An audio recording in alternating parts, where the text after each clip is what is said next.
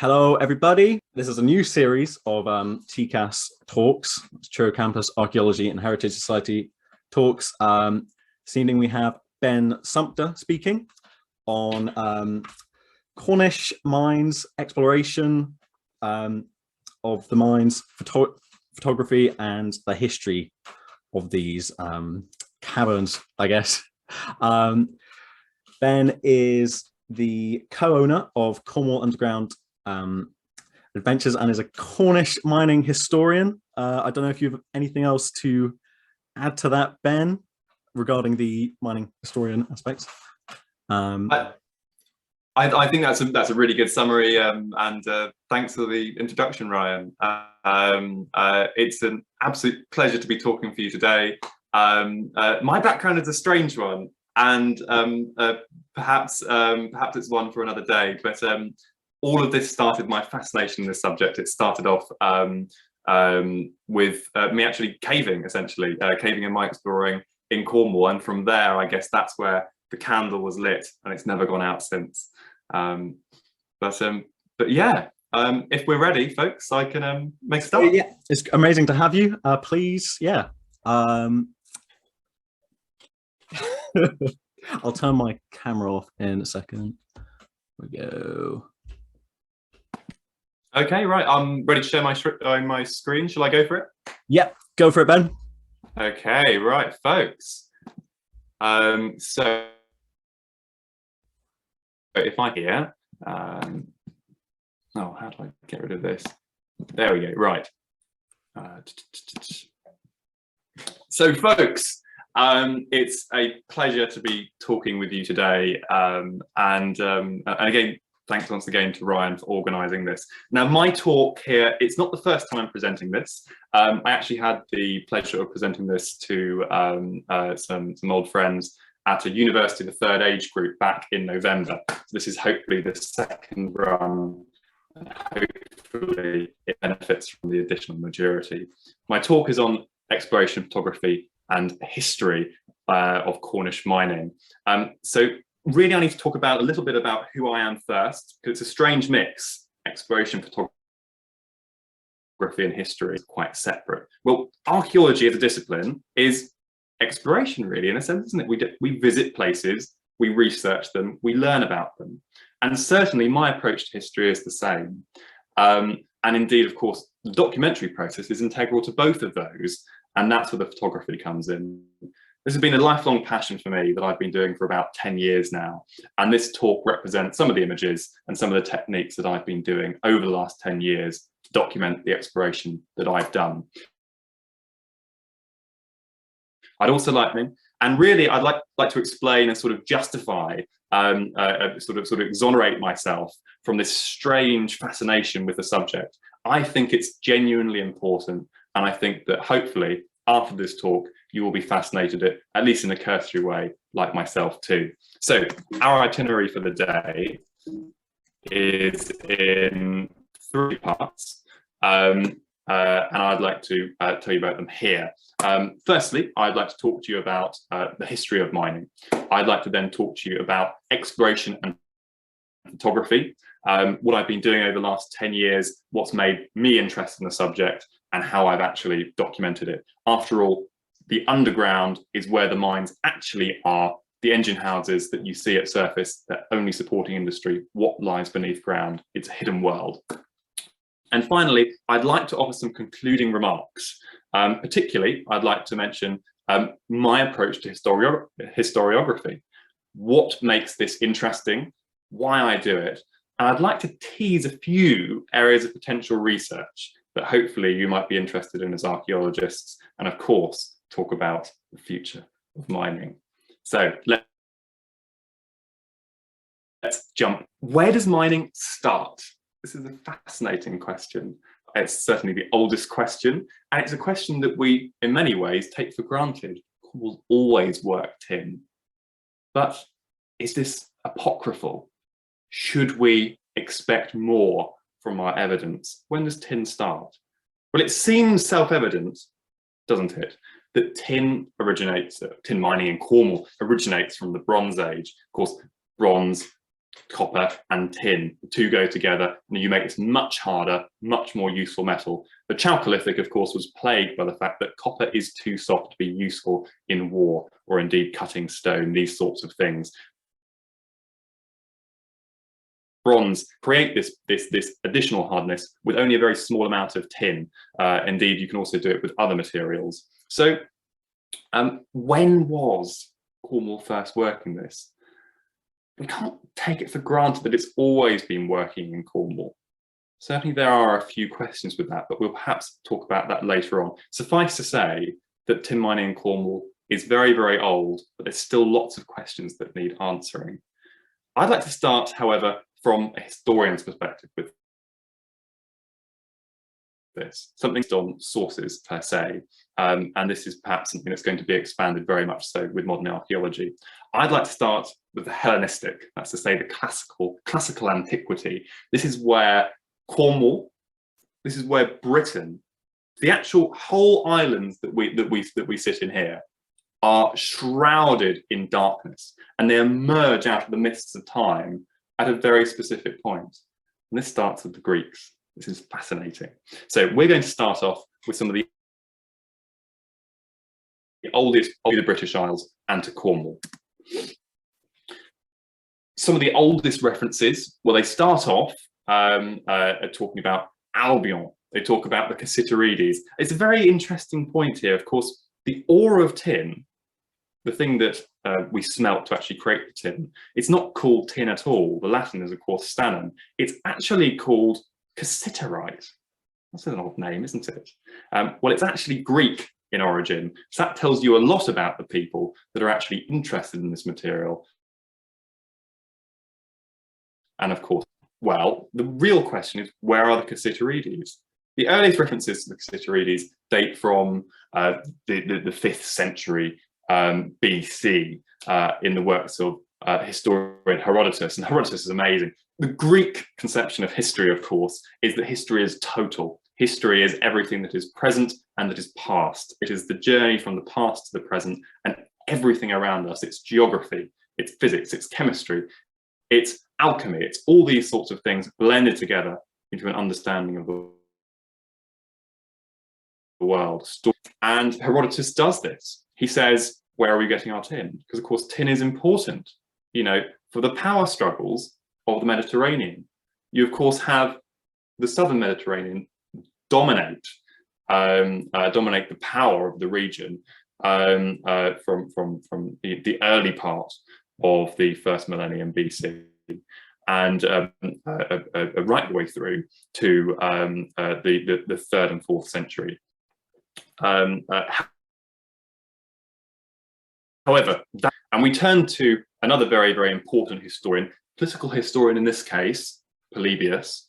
And Polybius is actually a source that has more or less escaped the notice of Cornish historians interested in mining, which makes it particularly interesting to talk about. Now, I've got the quote here, and I'm not going to quote it verbatim, but you can see, particularly at the end of it here, it talks about the British Isles and the method of obtaining tin. Very interesting reference here. But if you look closely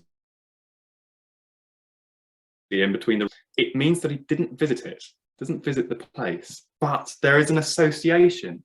You see this. Beforehand, we talk of the Cassiterides, these way off lands towards the west. Of course, you've got to remember, this is way before the Americas were known about.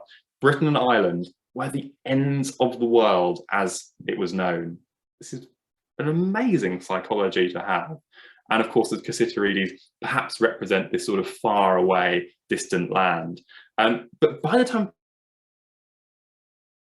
Polybius, 116 BC, we actually have an association between the two. Well, what's happened? What's happened around this time? Well, Polybius is principally concerned with the Punic Wars. So this is to say, the way in which Rome, the northern Mediterranean, comes to dominate the power of the region from the south. It's the power struggle between Carthage and Rome. Well, of course, Carthage owns most of Gibraltar and so any westward shipping has to come through Carthaginian territory. So of course, Rome can't benefit from this. So it's thought that, of course, the Carthaginians actually had a monopoly on this trade. Well, with the Punic Wars, this shifts.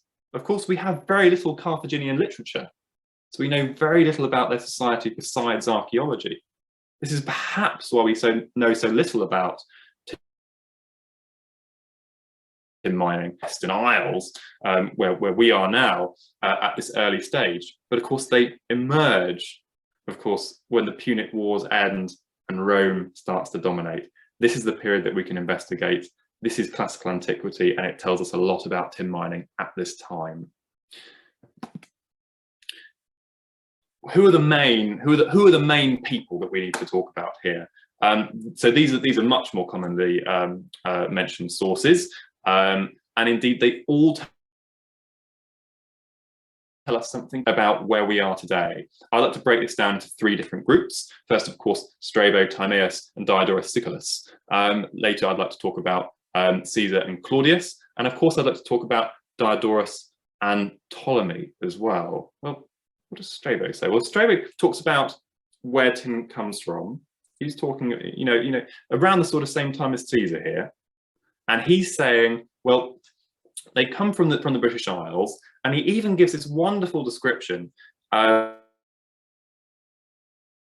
what sort of real Oriental exotic sort of impression. They describe them as nomadic, interestingly, and perhaps that's something that can be corresponded with the archaeological record. I'd like to also draw your attention to Caesar and Claudius. This is interesting. This is very, very interesting. So when Caesar invades his country, of course, he writes a book about it. You know, Caesar is not only, you know, this general, but he becomes Pontifex Maximus, and he becomes emperor.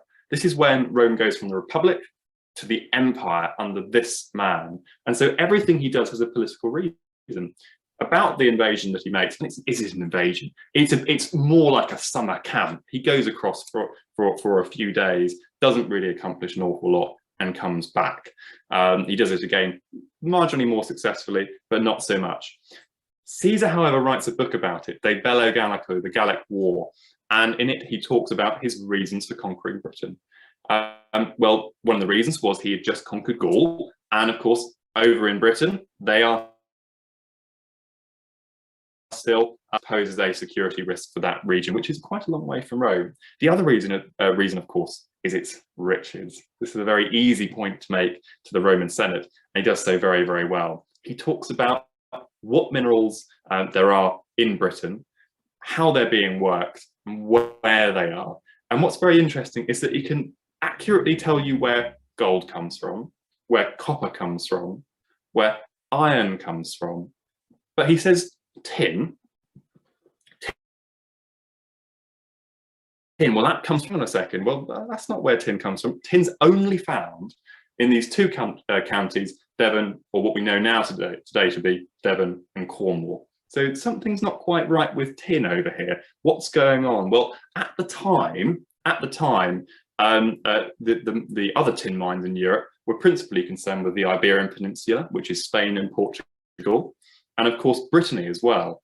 Now these are both closer, and they're, you know, in many ways much more familiar with Rome, and much less barbaric in this sense. When Caesar invades, this is when the mining stops. But let's go back to Diodorus quickly, Diodorus of Sicily, and look at what he actually says about the industry, because this is absolutely fascinating. It's by far and away the best source for tin mining for over 1,000 years at this stage. And here it is again. I'm not going to quote it verbatim, but you can actually see some phenomenal details. And this is only one paragraph of what he writes about it. The inhabitants are used to trade. He also gives us a name, the promontory of Valerian. This is amazing. This is a place name that doesn't exist anymore. Where is it? You know, and of course, we look a little bit further into this, and he actually tells us where the tin is coming from. He says it in the bed, which bears it in an ingenious manner. He then goes on to talk about the methods of mining, things that resemble the later stream works, which we shall talk about later, and of course lode mining as well. The real question where the location of his other place then that he mentions is, and that is Ichthys. And so Ichthys is a famous sort of point of contention amongst historians and indeed archaeologists as well. Where was the famous Ichthys? Ichthys was the place that Diodorus said that tin was traded from, and he said it had a few characteristics. He said it was 6 days sail from where the tin was mined, and he said that it was possible to cross between the mainland and the island at low water when the tide ebbed by wagon. This is fascinating, and of course you're probably already twigging in your mind somewhere that fits that description quite well. Is it St. Michael's Mount? This is of course the obvious supposition for anyone who lives in Cornwall, but certainly it perhaps is not true. I think in some ways we perhaps will never know, but I think for me personally it's perhaps quite unlikely. If you look at the map on the left, on the right, sorry, you will actually see a map that dates Split. So this is about 300 years later. This is the map of Ptolemy, the amazing geographer. So Ptolemy, as a classical source, is someone who has probably had a greater legacy in medieval Europe than any other of the classical authors besides Christ. And why do I say that? Well, Ptolemy actually creates the understanding of the geocentric universe. You know, this is amazing, of course. And the argument against Copernicus, against Galileo, Galileo is imprisoned for heresy, criticized. Actually, Ptolemy's argument.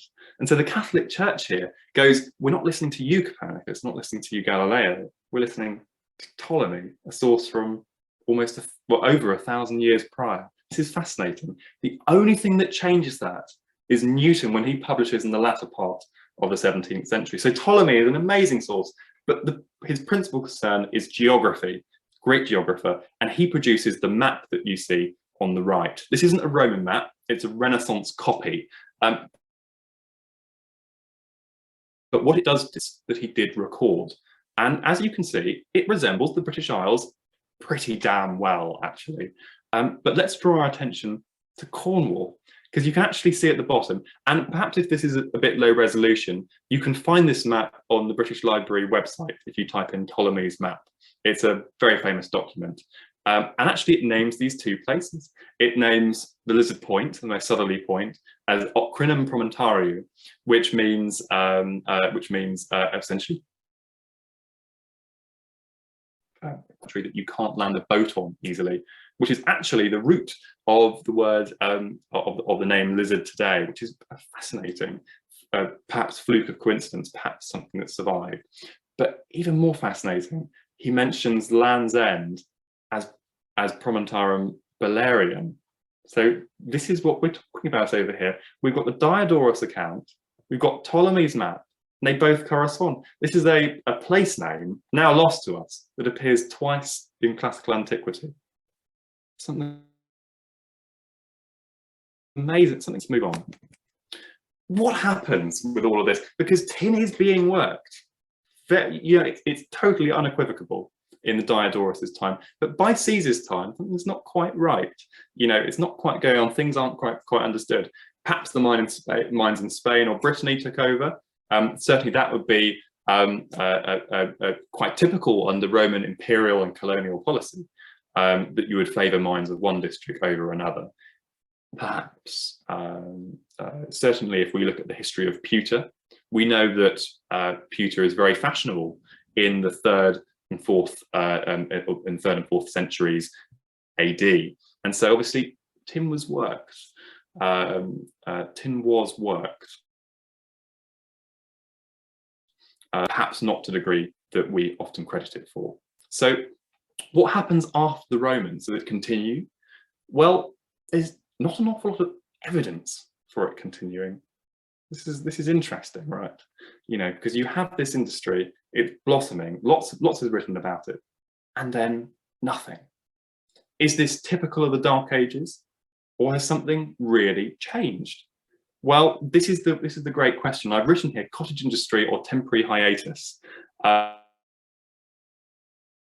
Well, some indications that tin was being traded between the Isle of Wight and Cherbourg in France, you know, to make bells and these sorts of things. There's some indication of that. But interestingly, the other reference, by the way, which is a fascinating one, is the Sutton Hoo helmet is actually coated in tin plates. Did you know that? I certainly didn't know that myself up until very recently. But in this sense, tin is still a very valuable commodity. If the mines of Cornwall are working at the magnitude that we understand them to work, would it be so valuable? This is a strange question to ask. What about Doomsday? Let's go a bit further forward in time. Where is tin mining in Doomsday? It doesn't exist. There's no mention of tin mining in the Doomsday Book. Why? Well, there are a few theories. You know, perhaps it's a royal property, you know, and of course you're not going to tax your own royalties in this sense. It would therefore be included in the miscellaneous revenues from the county. Perhaps it just wasn't going on. You know, Cornwall had been subject, had been an epicenter for the Danish invasion only 100 years prior. You know, the politics of the region was quite complex at that stage. You know, perhaps, of course, the Danes had forced a closure of industry in this sense. But if this is the case, there's not much evidence of it continuing, you know, over 200 years later. What's going on? Well, all of a sudden, after this point, in the 12th century, that's when we can start to see it, or in the 11th century. That's when and it starts off with the pipe rolls, and this is absolutely fascinating. Here's an example of a very, very old pipe roll. I think this is actually later than the 12th century example that I've got here. But I would, but we can talk a lot about this. This is a fascinating subject here. It starts off in the reign of Henry II. Henry II is this great reforming king. Of course, we know him for his most tragic of deeds, the slaying of St. Thomas Becket, which really was an epoch in and of itself. But he actually contributed greatly to the understanding and running of the country. He creates the understanding of common law. Why? Well, he wants to challenge the church. You can see the setup for disaster here. But of course, he actually starts to touch Cornwall with the historical record with this, and it starts in 1156. If you go to the National Archives today, you can read through the pipe rolls. I wouldn't recommend it. They're all transcribed and published now. But you can read through the pipe rolls, and tin starts to appear in the middle of the 12th century here.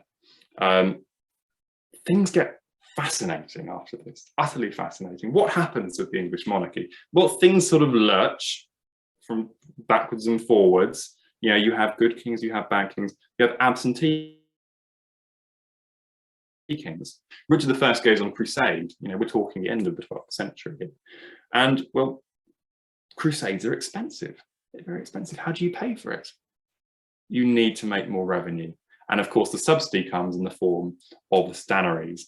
And that's what's created here. In the time of Richard I, that's when, of course, the stannaries get their first warden, and he starts taxing them really quite seriously. We come to the age of King John. And of course, King John is one of those figures in history that we all feel very, very strongly about. King John is quite a divisive character. He's responsible for Magna Carta. He's responsible for the revolt with the Baron. We call him Bad King John. Well, actually, that's possibly not the case. He was much of an economic reformer. And also, of course, we have lots of town and borough charters that stem from him. One of which is the town that I'm giving this talk from, Helston in Cornwall. That charter owes its thanks to King John. And in fact, the stannary system, stannum, Latin for tin, stannary system, owes its thanks to King John as well. The first charter is issued in 1201. And what it does is it enshrines by royal decree that the tin miners are free to go and work on essentially wastrel lands. This is lands that aren't good for agriculture or for keeping livestock on. Things like moors and downs, the place that we tend to see great mining remains today, like on Dartmoor, for example, or Bodmin Moor. Where do we get to after this? Well, the theme continues. It starts with Henry II, common law, it continues all the way through. We have the English civil wars of the 13th century, and of course this doesn't do tin mining any favors. However, by the reign of Edward I, it's remembered just how much income this can generate for the royal coffers, and so by 1305 you have really the golden age of tinning in Cornwall, and in 1305, in the charter, it actually specifies the regions of administration, divides Cornwall up into a number, into four, originally into four, and then later into five: Penwith and Kerrier, Tyward and Hale, Blackmore and Foymoor. Dartmoor is also drawn up into four, but they're much smaller. And that's what Edward I's legacy is. But the fascinating thing is this is when we actually start to see what these people look like. Seal of the Cornish stannaries. And this is just the most wonderful portrait back at 700 years, over 700 years, 717 years in time, into what these people actually look like. You know, in wonderfully simple garments, wonderfully simple tools, back-breaking labour. Make note of the sun in the centre of the image, because that will appear in a second. Curious charter. I've looked at it for a very long time. I'm trying to tell me. After this point, you know, the ball is rolling and it's only going to go in one direction. This is the age of administration between the 14th and 15th centuries. We often call the 14th century the golden age of tinners in this sense, because that was the name applied to the miners that you see here, with a shovel that digs, and of course the pick, in this case being used as a mattock to go and break the ground. These people were tin streamers working placer deposits or surface deposits of tin in stream bottoms. They weren't mining underground. The 15th century, what goes on in the 15th century in Cornwall to do with tin mining? Well, we have, again, more English civil wars. There's not much time in between them, is there? Really, it's almost like a sort of one-on, one-off sort of situation here with civil wars. But upon the cessation of that, you have a king on the throne that is really quite interested in getting rich. He's quite interested in getting rich, quite simply, because he's quite insecure on the throne. Of course, I'm talking about Henry VII. And Henry VII usurps the throne. There's, of course, a very famous myth in English history that we haven't been invaded for 1,000 years. Almost every at some point in his reign. And Henry VII is the greatest of adventurers. He lands with a few thousand mercenaries and takes the crown by force. Quite astonishing. But from that point onwards, he is interested in making money, and so he taxes stannaries. When he starts to fight with Scotland, however, he applies to Cornwall. He says, "I'm fighting Scotland. How would you like to go and pay me extra money?" And the Cornish don't like it much. And of course, this squeezes the tin miners the most. These are strong people. Look at the image on the right. You get very strong doing that kind of work. You also have weapons, you know. And so they march to London. They march to London some more. They defeat people that are sent to go and stop them, you know. And you get to the stage where they are actually rallying on the south bank of the Thames at Blackheath. And of course, and the Prince of Wales are actually in the Tower of London, hiding for their lives at this stage. And at this stage, the tinners are defeated. This is known as the Blackheath Rebellion. of 1497. And of course, it happens again afterwards with much less effect when Perkin Warbeck, the pretender to the throne, tries to do the same. From this point onwards, though, tin mining becomes incredibly well administered, and it becomes quite simply to make the monarchy as powerful and as rich as possible. And this is where we move into the Tudor period, started by, of course, Henry Tudor, moving on to Henry VIII. I think it's possibly the best description that we could look at with this. The first person that really tries to organise the Cornish stannaries is, of course, Henry VIII. And he does this in a very peculiar time. Actually, have a look at the image to the right. We're looking at another seal here. Again, you've got that funny sun appearing. You can look at the tools. You've got the spade. You've got the pick, again, being used. You've got someone wearing a very dapper-looking tailcoat. Perhaps they've been teleported there. But this is the seal for the Commission for the Mines of Devon and Cornwall, dated 1536. Now, in 1536, something else was happening. That was the year that Anne Boleyn was being beheaded. And so, you know, whilst this is happening, that's what's going on in Cornwall. Quite a grisly and ruthless man, really, in many ways. Perhaps the English Stalin, that is Henry VIII. The Reformation is the thing that underwrites all of this. During the Reformation, something quite amazing happens. Europe is Catholic. It's Catholic in Habsburg in many ways. And Britain says, no, I'm not going to look towards Rome anymore for this. We are our own sovereign state. It's the birth of English nationalism with all of its grisliness, its grossness, and its jingoism. And of course, what's born out of this is a renewed interest in domestic affairs and domestic industry. This is the real spur behind getting mining going in this country. Of course, Henry VIII, he has other things on his mind. He has women and so on and so forth. Effectively, tin mining doesn't change that much under Henry VIII.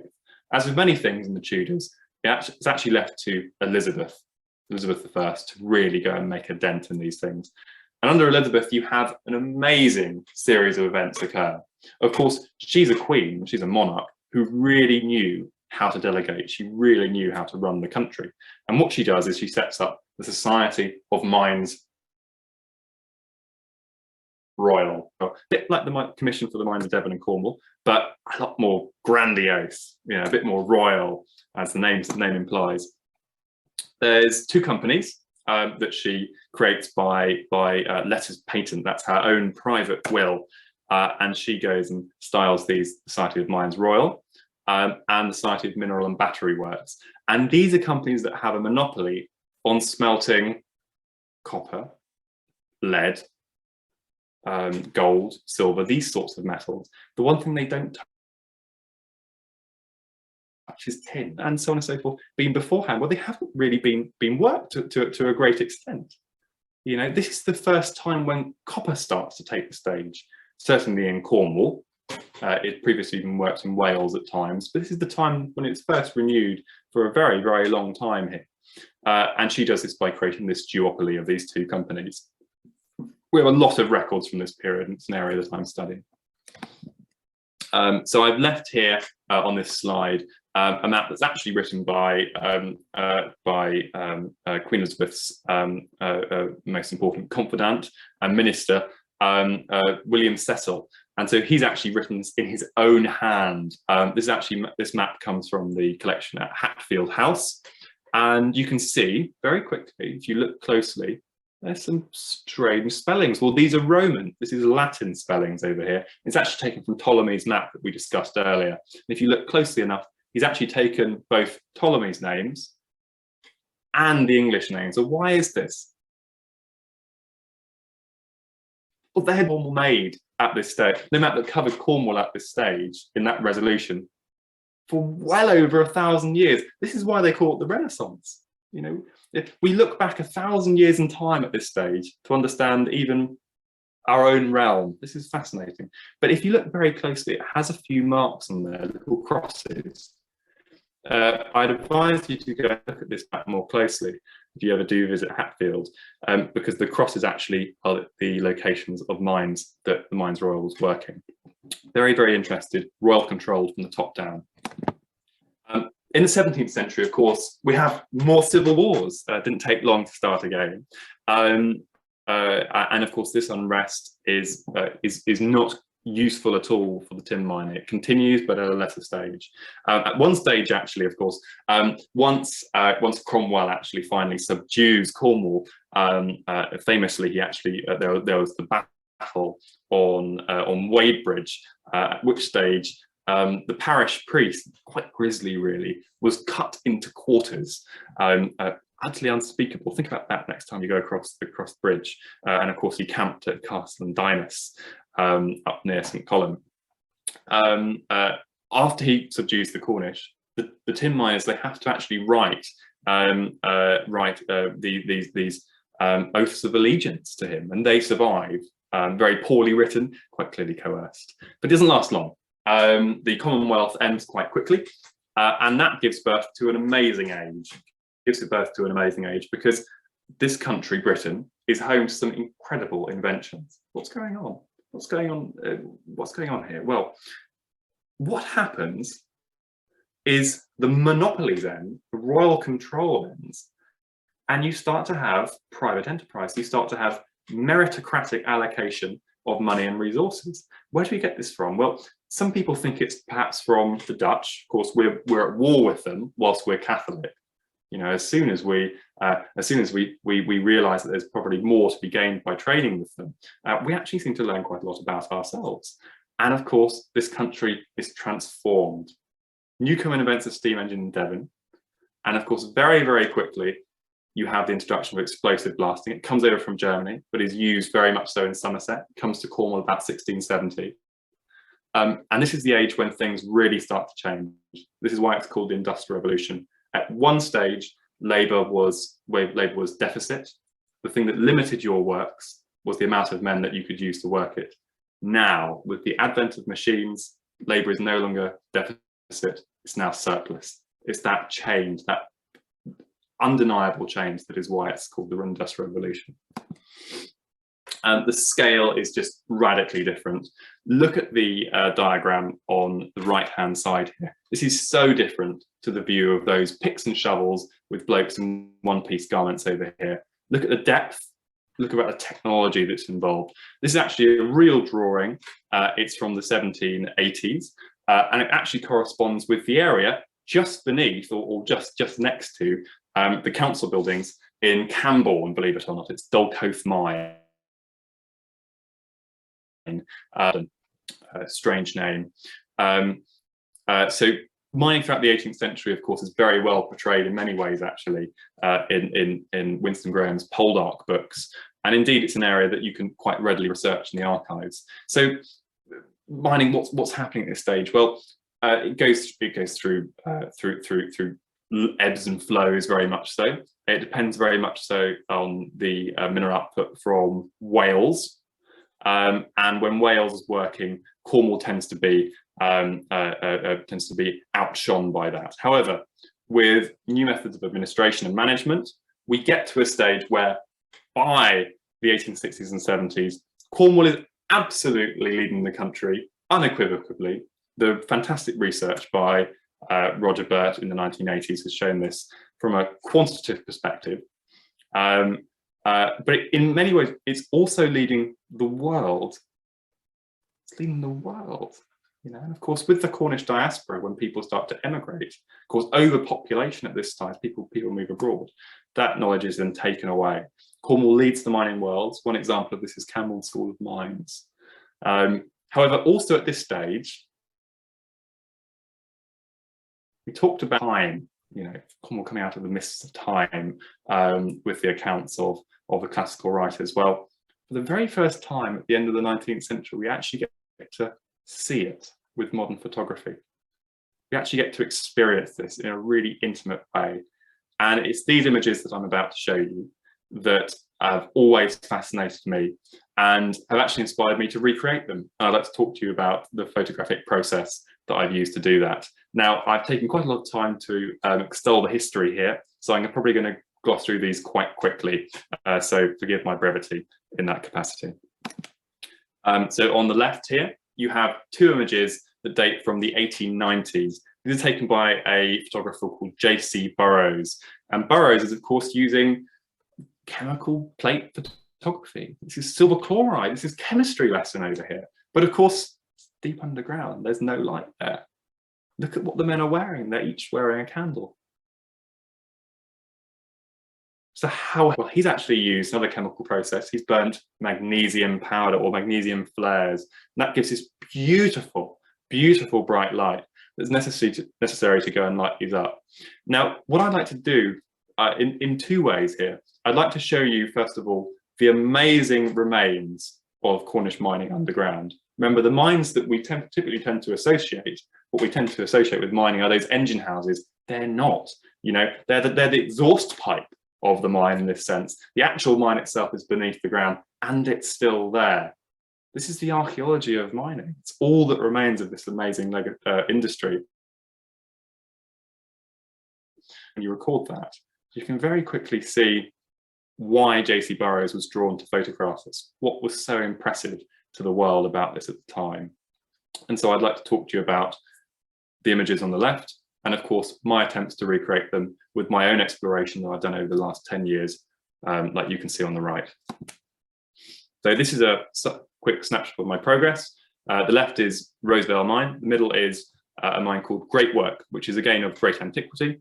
When I say great antiquity, I mean about 500 years here, so it's not that old. But look at the dimensions of that tunnel. Can you imagine picking up a pick, a hand tool, and bashing your way, biffing your way through this hillside, through hard granite, in a tunnel of that size? How would you swing a tool? How would you swing an implement in that? Astonishing.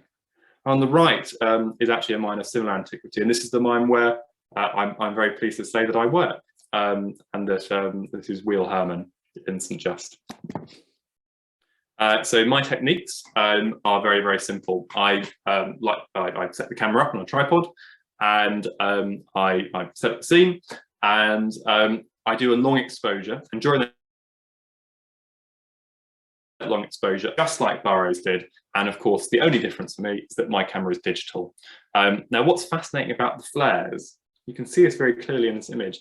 On the left-hand side, it looks quite blue, doesn't it? Well, that's actually, and otherwise, what we perceive as white light, but it's an LED-produced light. So the flare is actually a lot more neutral and therefore brings out colours so much more clearly than often LEDs do. Perhaps actually there's something in using the old techniques that with LEDs. Perhaps the old way is still a good way.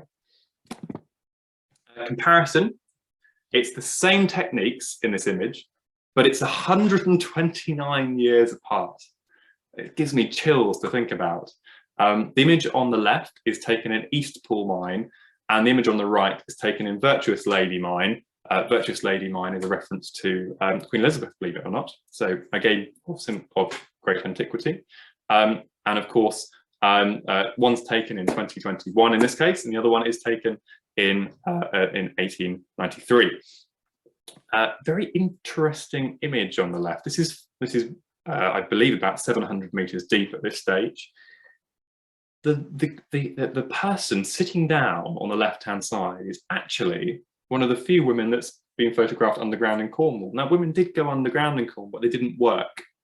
And so it makes photography quite rare like this. Well, that's actually Burroughs's wife. You know, these are some really adventurous people. What an amazing experience. And of course, you see the replica in the exploration that we do on the right. It's amazing fun, but those colors that you see on the right, that's not how it looks to us. You know, that's only possible when you light up these spaces with a flare for those brief few seconds. And so it's one of those fleeting moments that only a camera can capture. So I'd like to take you on a little bit of a journey for the last 10 minutes. And I'm going to take you across Cornwall, looking at a few places that I've visited over the years and some exploration that I've done there. And of course, the way that I've recorded that, both in photography and also in my map and diagram making that I'd also like to show you. So we're going down to the far west to start off over here, to perhaps my favourite mine, and again the mine that I'm very proud to call work.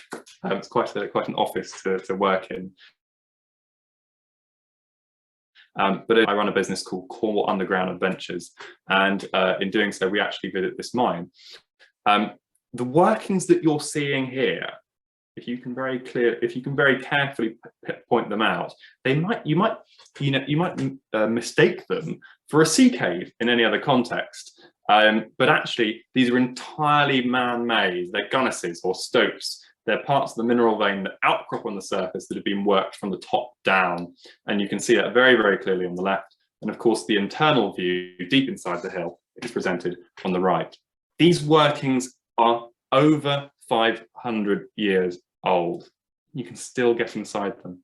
It's the only place in Cornwall that we've found so far that is of such antiquity that you can actually still see. Fascinating.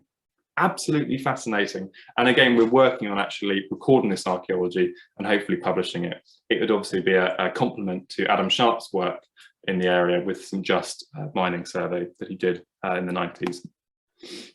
We found underground in this mine some things of considerably that are considerably younger, but still very, very important. We found these 18th century epitaphs. If you look very closely, you can see stylized in what is presumably something akin to Times New Roman font with a beautiful seraphim, initials, and the date's 1759. That's amazing. 250 years old now, 260 years old. And of course, you can look up these initials in records that correspond with the mine from this time, and you can see these are real people. They have stories. You can look up their baptisms and so on and so forth. And this has been stunning. It's the oldest Cornish mining graffiti that we have found that you can actually verify, but it's not the only epitaphs, inscriptions that they've made. If you look, I perhaps think it's not in this image, but another one, you can actually see they've chiseled into the wall a Bible verse. It's actually the book of Job. And it talks about the riches that come to those who persevere, so quite apt. But you can't see it very clearly, but at the bottom in the middle of the image, it's actually a very obscure symbol. And actually, if you zoom in, if you were to look more closely, it's actually a Neptune's trident, Greek god Neptune. Why? Mine, folks, that went underneath the seabed. Amazing. And of course, if you're working underneath the seabed, you don't want to have a visit from old Neptune, and hence the Neptune's trident. You don't want the sea to break in. I'm going to gloss over a few of these now. This is streamworks in Dartmoor. These are of considerable antiquity. This is the Armhead pits, and some of these workings, although we don't know which parts when we look at it yet, are as much as 800 years old in as far as they are recorded to be. Archaeology is yet to be able to pinpoint what an 800-year-old tin work looks like as opposed to a 400-year-old one. Some more pictures. This is my father who accompanied me on this little visit. And although you can't see it, the image on the right-hand side, he's also in that, and he is the tiny yellow dot in the middle pit. And this is done by hand. If that was done by JCBs today, it'd be impressive, but this is done by hand, by those people that you saw earlier on in that seal with the pick, the shovel. Absolutely astonishing. So let's go back to the present now, some more photography. This is in Camborne, in the wonderful Carnbury Mine Society. Check them out. They wonderful bunch of people, chaired by a chap called Tony Brooks, who's written a number of books on mining in Cornwall. A few more images there in black and white. Fancy being arty with this one, but perhaps it looks a little bit more similar in grayscale to Burroughs photographs. Back to Land's End. This is a fascinating mine. St Just United, right on Cape Cornwall. Well, actually, These workings here also extend underneath the seabed. And at the point where these people were furthest out to sea, underground, underneath the seabed, by candlelight, Victorian era, you know, it's a true wonder of the world in this sense. There's nowhere else in the world where this is happening to this degree. They were actually within a whiskers reaching Land's End in this sense. Isn't that amazing? We actually almost have two Land's Ends in this sense. You know, there's the promontory that we all know. There's actually one that's now deep and flooded within Cornish mines. This is a legacy that I find phenomenal. Some more pictures there. On the chap in the photograph is actually my business partner, Matt. Some more images. If you look at the middle one, you can see fantastic examples of hobnail boot prints. And these boot prints that you can see have been left intact for over 100 years. I'd like to briefly show you this. These this is entirely natural. What you can see are entirely natural colours made by copper, and this is a real life chemistry test that you do in school. Essentially, it's copper sulfate, and the green is copper carbonate. This is real. I'm just going to leave the next image here. And like I say, this is entirely natural colours. You wouldn't think it exists, but depending on what Ruth area, this could be beneath your house. I also create surveys like this one. That's actually of the mine with the blue section in it. This actually I do with a method of lasers, tape measures, and I actually made my own surveying software to do that one. The video I was going to show you was some exploration we're doing, but I'm probably running a little bit low on time to show you a whole few minutes. More surveys there. I did fantastic surveying and recording work for the National Trust at Pentire Glaze. Pentire Glaze is a very, very old lead mine that has its apocryphal beginnings in the Tudor period, and we have some records for that. And we wanted to ask the question, if it was worked at this early stage, can we still see presence of these workings? And the answer is perhaps not, but by the time of the 16th century, of the 17th century, that's when we start to see a real presence underground, and this has been a fascinating piece of work to do. So here are some images. You can see the load body on the left, which actually outcrops on the cliffs, and it produces that amazing slope that you can see. It's also host to a maternal roost of bats, which is the central photograph, and the right one is just me getting arty.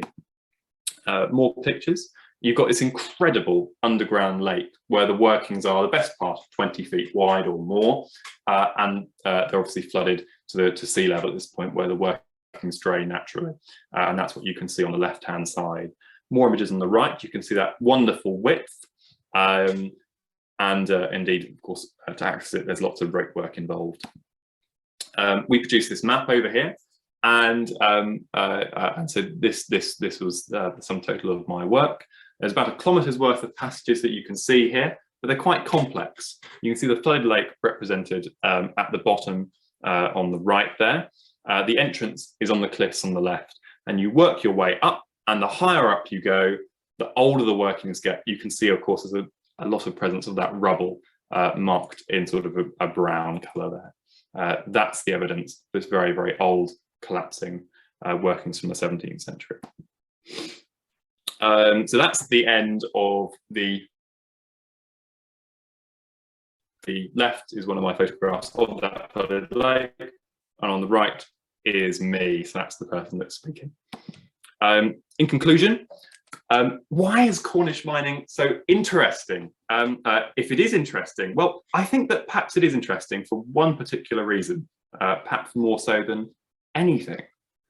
Cornish mining is perhaps the one lens through which you can understand Cornwall that is older than any other. Oh, and what about the church? Well, how old is the church? It's certainly not much older than the 1st and 2nd centuries AD, is it? And so you can only go back so far with the church, fairly detailed accounts of Cornish mining from the 1st century BC. So actually, this is actually quite a lot older. What if it goes back all the way to the Cassiteridis, to 400 BC? And what if it goes back to the Bronze Age? All of a sudden, this is a lens through which you can understand Cornwall. Perhaps the only comparable thing is agriculture. And this is unique. Everywhere has agriculture, but only Cornwall and Devon, in a sense, have mining like this, with otherwise rare metal. And of course, it's something that really defines who we are, especially in the 19th century. It creates the current population centres that we know. It gives precedence to the towns that we know.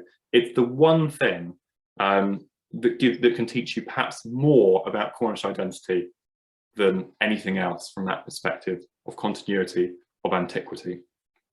Not that anything else, not the church and so on and so forth, aren't also worth studying, but it's that one lens that you can perhaps view Cornwall through all those ages. History and why am I bothering with all of this? And I'd like to talk about some of my personal philosophy with this as well. Well, we tend to divide if we want to understand the world, what do? We ask questions, we try and seek answers. Well, what if you want to learn about nature? What if you want to learn about the outdoors, how the plants grow, how the sun shines? Well, you tend to become a biologist or a physicist or a chemist. These sorts of things. Of course, people dedicate their lives to these subjects. Well, what if you want to understand human questions? What if you want to understand society? Why we do things? The language I'm talking to you now, it hasn't popped into existence. It's evolved over time. How's that happened? It's a human question, isn't it? The answer is actually contained within us. And the study of that is, of course, called linguistics. But is that any different to the history of language? Is anything that is touched by us not a form of history as well? And let's go further with this.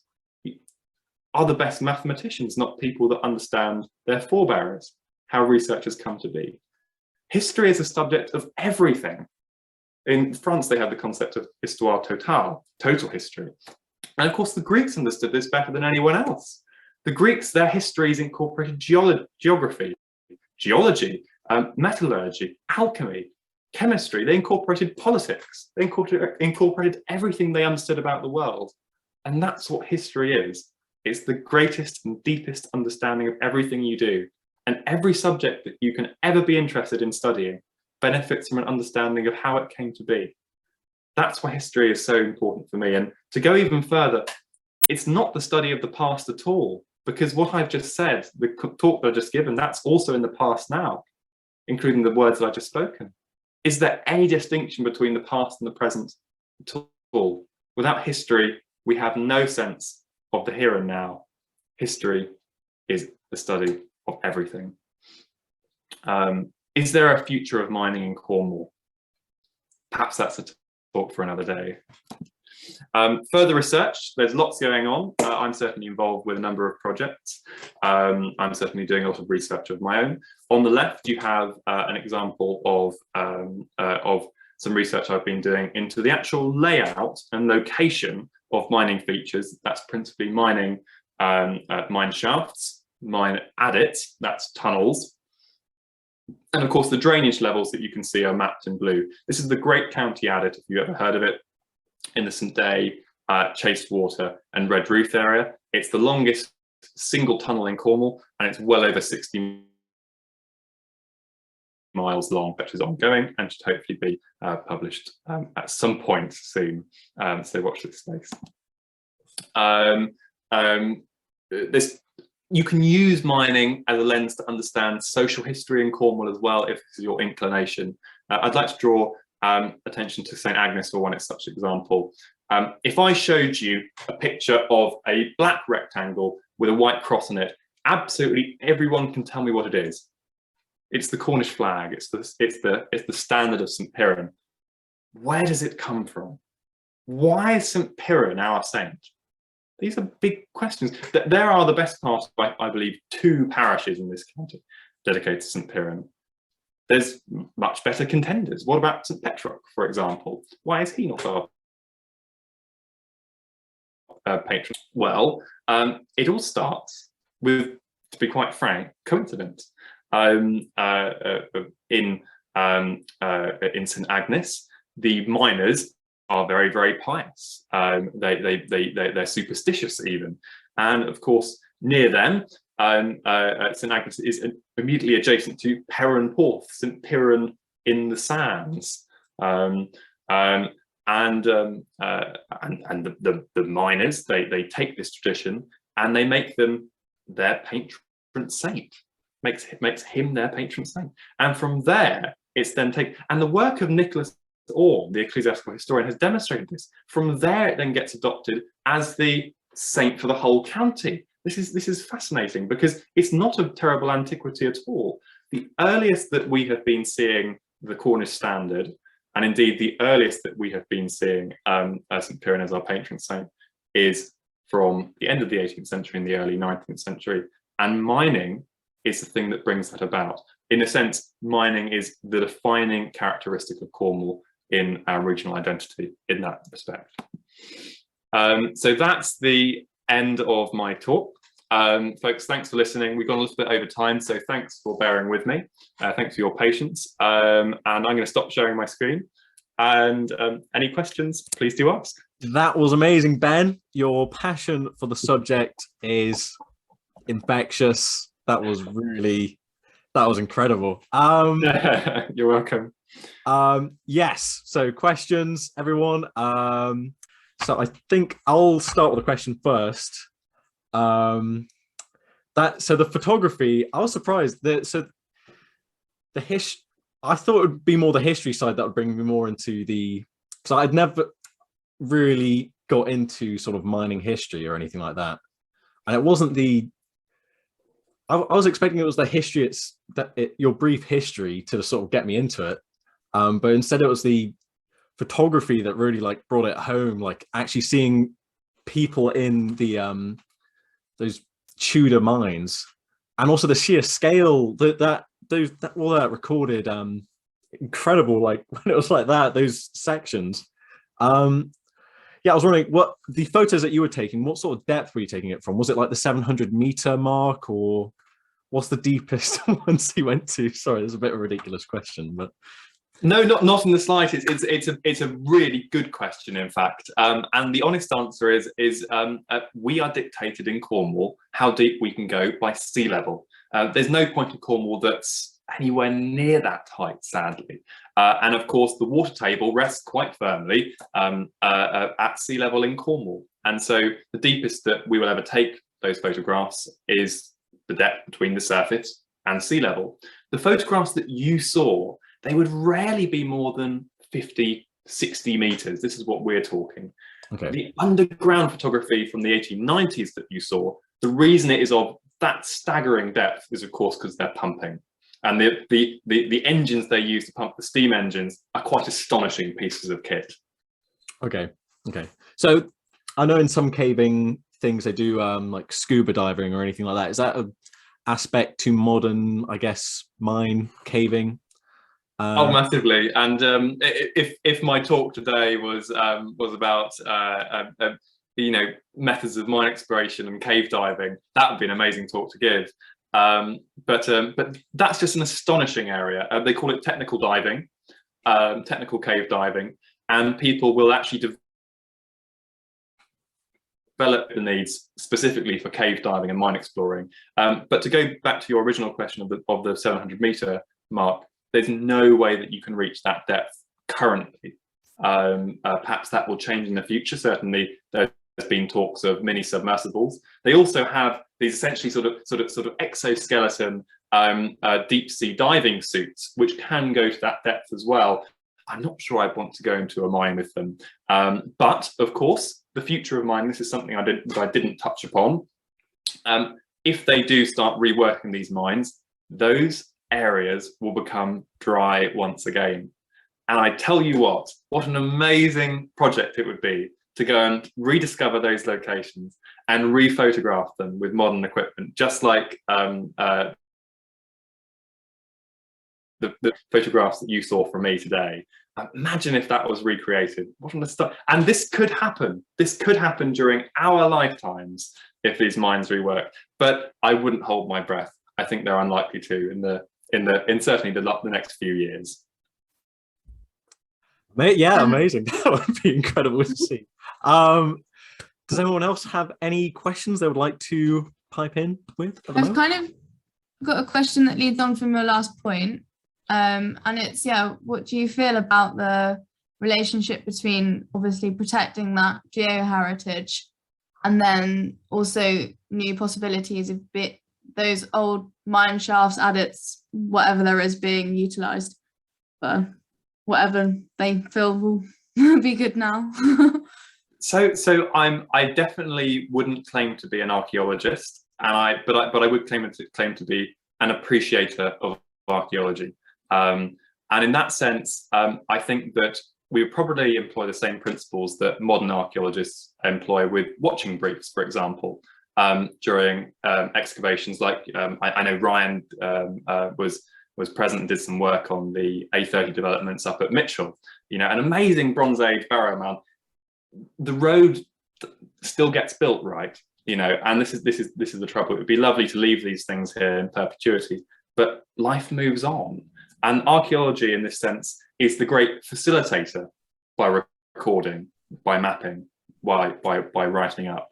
And certainly if mines do reopen in the future, I would hope they would be treated as archaeology in these contexts, in these amazing places in the same way. Certainly, I would be arguing that they should be treated as archaeology, both the spaces and the amazing artifacts.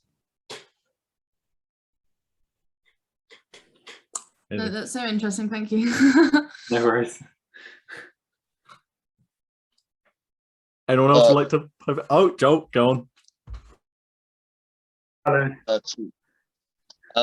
I wondered if there was any correlation between the rise of Methodism in the county and mining. Oh, I like it. Is there a link between Methodism? Does it unite people? Does it make them go? Does it make mining more prosperous?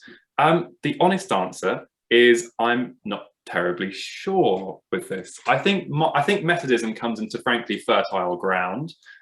Methodism, in some respects, is taken up very fervently. You've got to appreciate that Methodism comes at an amazing time in Cornwall. To be a Methodist, you have to be literate. Methodism is a educational tool as much as anything else. It says that you have to go and read yourself. And in that sense, it's an amazing liminal moment from where you go with the average person, the vernacular Cornishman. I mean, don't forget, at the very earliest roots of Methodism here, towards the middle of the 18th century, middle to late 18th century, people do still speak Cornish, but they don't write. They're illiterate. And in many ways, you know, there's secular transformations that go on as well. Methodism changes this, but in that sense also it's religious fundamentalism. Now, the relationship with mining, very interesting one. Miners have always been superstitious. We know this. There was a chap called the bailiff, or John Bear, his name was, or John Beer. He was the bailiff of Blackmore Stannery. He was the person responsible for taxing and, of course, locking people up in Blackmore Stannery, which is modern-day St Austell. And he writes a book in the 1580s, which has been wonderfully transcribed and published by mining historian Alan Buckley. And in it, he talks about the superstitions of the miners then. Well, these are, let's you know, put it gently, not very Christian superstitions. And frankly, the world in which Wesley comes into is full of drink, full of debauchery. And he goes and says, well, there's another way. And also we can actually teach you in the process. And I dare say his beliefs probably trumped their own at the time. It was fertile ground. And perhaps it took root amongst the miners the most because they were very much superstitious as well. Cheers for that, Ben. Nice explanation.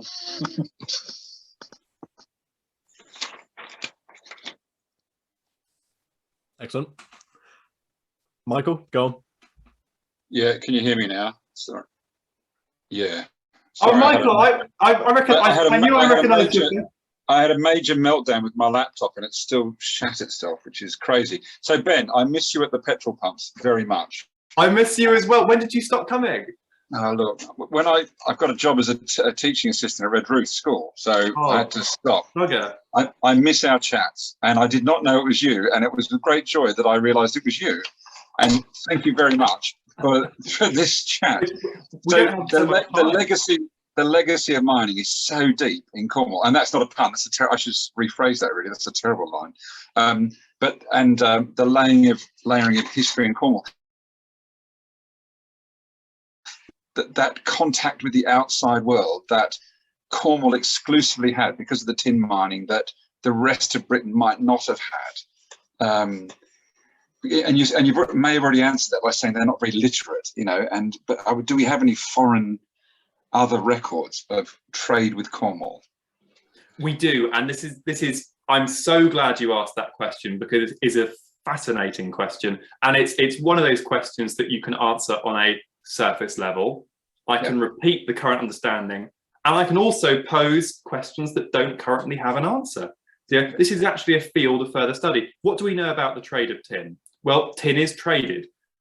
Let's go to the 19th century first. Cornwall produces the majority of the world's tin by far. You know, actually, I believe that there are estimates that around the 1870s, Cornwall is producing something like about 60 or 70% of the world's tin. Now, that's proportionally more than China produces now. You know, so this is really, really serious, and it's coming from deep down. So there's certainly a trade there. Where's the trade coming from? Well, let's look a bit further back in history with this. Let's look a bit further back in the past. The great administrative reforms that we talked about perhaps bored you to death. I certainly bore myself at times, but that we talked about during the Middle Ages and, of course, moving into the Tudors. What's happening? Well, it's a process of centralization. So essentially, the monarch sets up this scenario where they will set rules. They will go and say, if you have a claim to a tin work, we will defend it for you. It's a bit like designs patents, or you know that you might have with intellectual property, for example. It's a bit like land law. Do you see what's happening here? The monarch says, you know, we'll give you this if you give us taxation, and that's what's happening with the mine. So Cornwall is producing this tin. It's becoming assayed for its quality, and then it's being shipped off to London and so on and so forth to be sold. Now, what's it being used for? Because what is tin used for? It's certainly used for bronze, but how useful use is pewter. It's also used in tin plate for various other things. And of course, it is used on a much more minor scale throughout that period for bronzes. And that's all tends to be sold around the metropolitan areas, north of the southwest, in London and so on and so forth. Now, what about the questions that don't have a definitive answer yet? How far can we go backwards? You know, I touched in quite depth, but certainly I could have done the whole talk on it in many ways. The subject of Diodorus Siculus, the classical antiquity. This tin is being worked then. We have historical sources that are unequivocal. Where is the tin being sold? The debate is this location of Ictus that's mentioned here in the 1st century BC? Is it St. Michael's Mount, or is it the Isle of Wight? This is the real question. And so I'm not going to profess to know the answer, but I do have a supposition. I think it's most likely the Isle of Wight. And that's because we do have accounts actually in the 6th and 7th centuries AD from the bishops of Cherbourg in France that tin is actually coming over from Cornwall at that stage. And so there is some sort of trade that's being referenced to there. That's certainly the route that Mendip led comes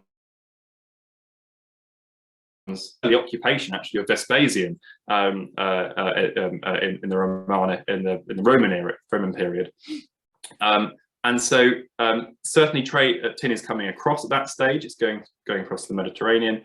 In the Tudor period, it's pewters. In the Bronze Age, we don't know the answer to these questions. We don't know the answer. We have lots of theories. They don't explain things very well, you know. And the thing is, they're fascinating theories. They certainly draw upon the evidence that we currently have. They build upon that, but they don't explain things terribly well. I have a feeling that archaeology is due some fantastic discoveries, awesome reflections in the future in this regard, and that's what is so fascinating for me. Can actually teach you. Amazing, cool. Oh, Go right. on, Can I just ask Ben one thing? This is a very sort of real life practical question, Ben. I hope you don't mind. But what is the most accessible way for people to go and experience any of what you've told us about?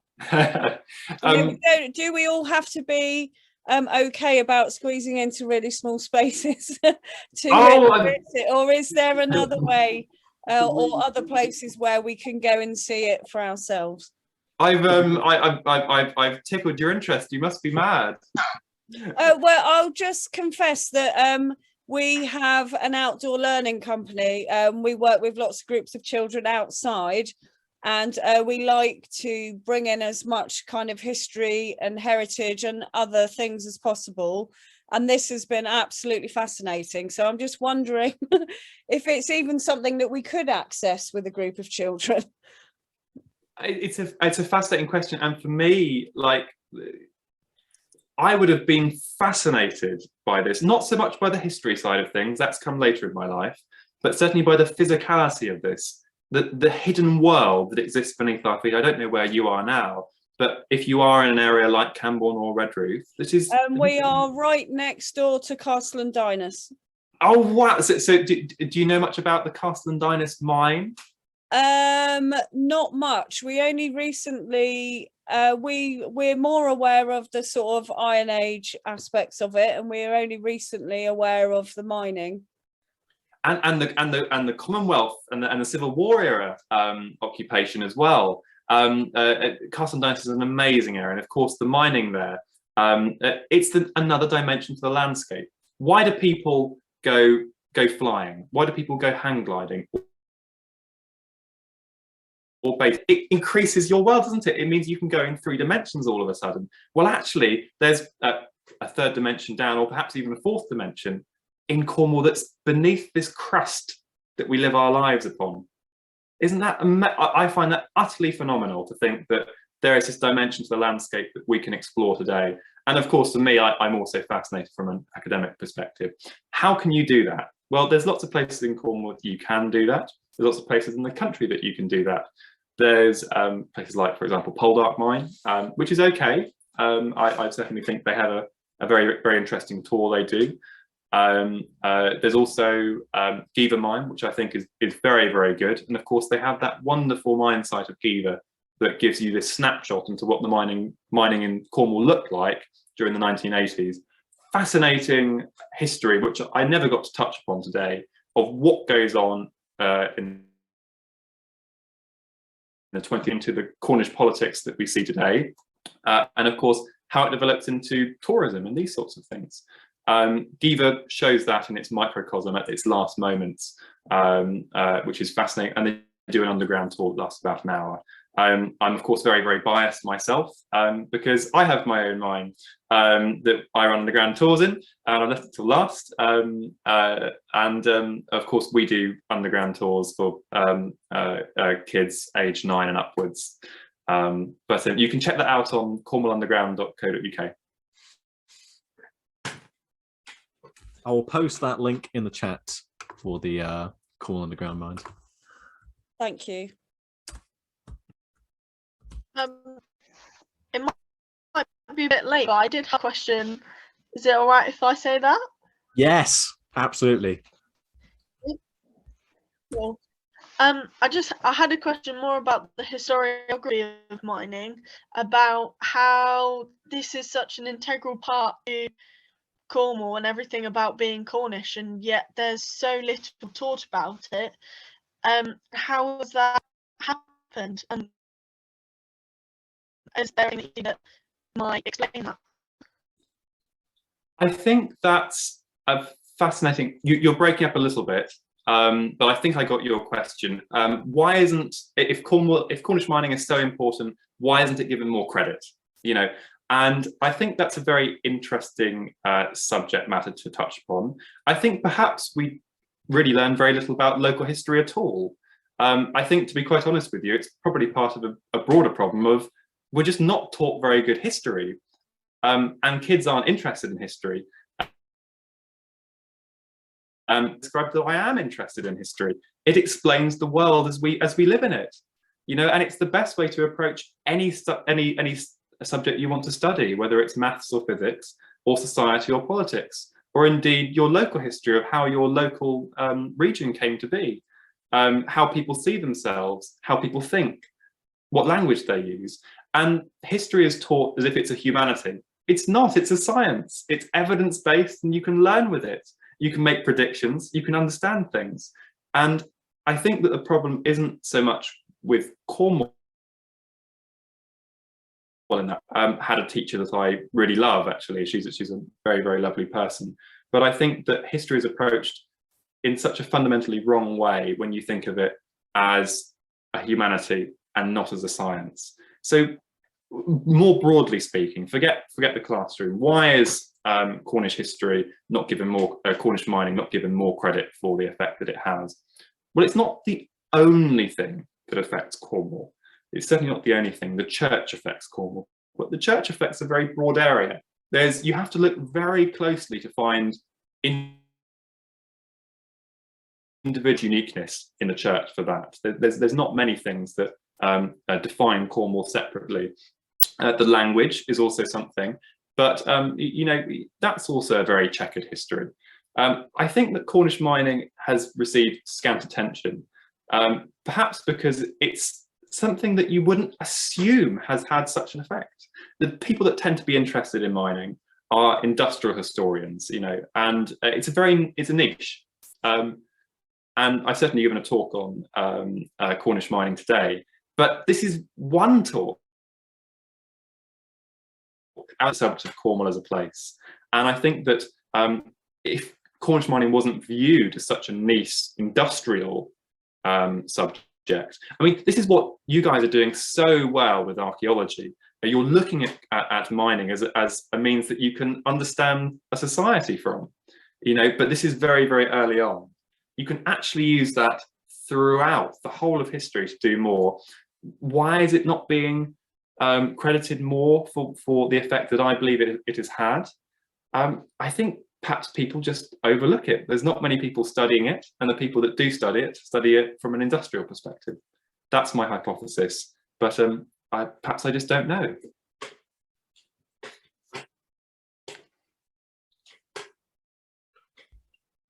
We have gone over by half an hour, so I'm sorry about that, everyone.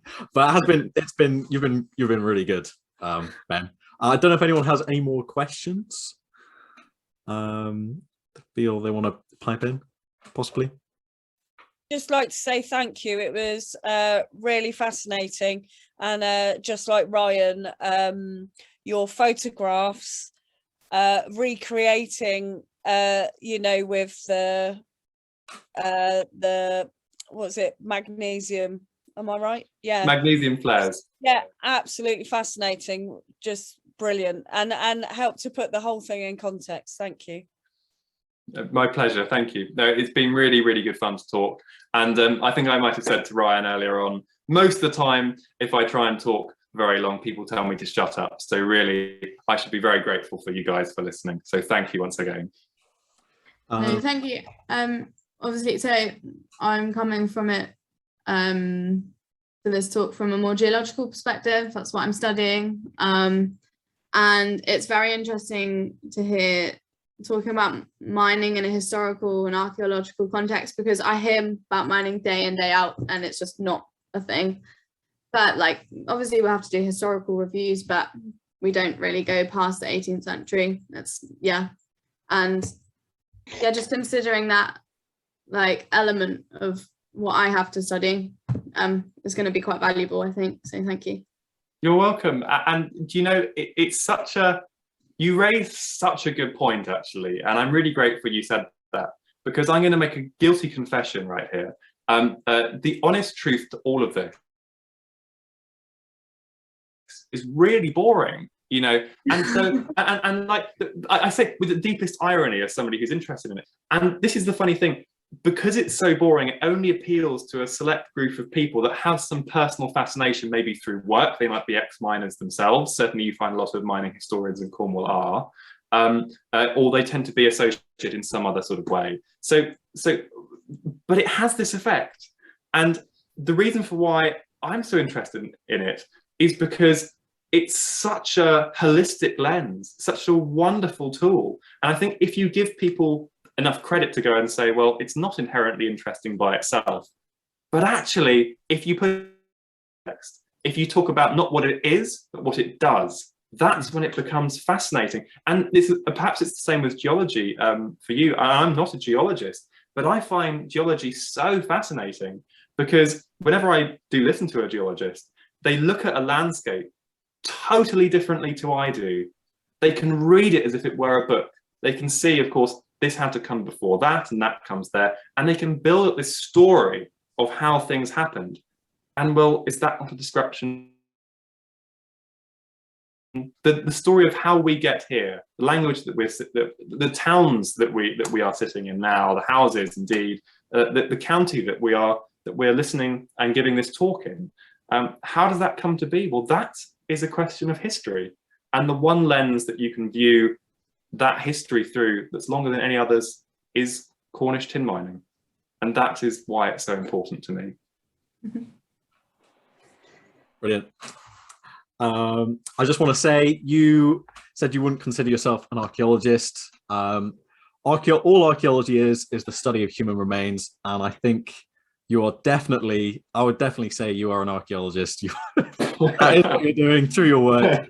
I was wondering, as one last question, is this going to be, unless no one else has any more questions, I hope, but where is your work going to be published? I noticed you had potentially a book already there, but the current recording work that you're doing, is that going to be as part of any sort of publication? Oh gosh, my ideas are always 5 steps ahead of what I'm actually doing. I'm currently unpublished in academia with this, and so that's going to be a stage that I have to look at quite carefully. You might, so Ryan gave me a fantastic introduction. You might have been confused as to why there were no. I'm entirely self-taught. And that comes with its pros and its cons. I might have mentioned at the beginning, when I left school, age 18, I had all intentions of becoming a software engineer or a physicist. And of course, therefore, I approach my subject quite differently. Well, history came to me in a very strange way. It came to me after having these years of underground exploration in caves and mines, and I wanted to understand them. And I realized that, of course, geology is one way to approach this, but actually they're human places. They're human places made by people just like us. But if you gave me a pickaxe now and said, get to work, I'd say, I'd rather go and read a book or watch Netflix. And so it's that journey of empathy. But of course, with it, I haven't been to university yet, and at this stage, although the future, we never know what it will bring, that's not on the cards just now. So obviously publishing is going to be something that I have to think quite carefully about, how I go about doing that. And before I publish, I'd like to make sure that everything that I do stands as something that's not going to be not speculation, and that will last in perpetuity. So the short answer, that was a very long answer for a very simple question. The simple answer is that I don't know yet. The one link that I have given you there, guys, is the link to, it's on, obviously on my business page, Underground Adventures, disclaimer. There's a few things on there. I publish very, very infrequently. What I can do though, obviously I'm in touch with you, Ryan, if I do publish, when I do publish some of the work that I'm currently doing, I shall let you know, and of course I'm sure that will find its way through members. Hey, because those maps were the maps, and also the those sections of the mines were like incredible. They looked really high quality. Oh, thank you. Really nice to have a copy. Just have a look at them close. Well, I'm more than happy to send you a copy if you No, like. no. I'll wait until the official publication.